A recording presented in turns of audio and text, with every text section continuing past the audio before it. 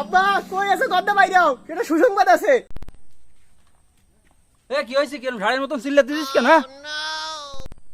আব্বা আমি তো সরকারি চাকরি পেয়ে গেছি। কি কইছে তুমি? মেলা খুশি সংবাদ তো। বেতন কত বাজান? আব্বা কি যে কব, 12,000 টাকা। আমি তো এই চাইছিলাম বাবা, আমার সারা জীবনের কষ্ট সার্থক হয়ে গেছে বাবা। আল্লাহর নামে কিছু দেন গো বাবা। কি রে বাইরবু, তুই এই বয়সে খয়রাত করা ধরছিস?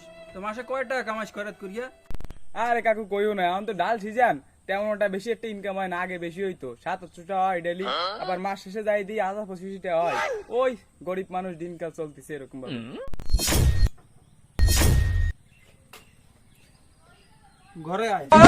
আয়, আয়, জলদি আয়। এই নে এই ধর থাল। আজই তো চাকরি বাকরি সব বন্ধ।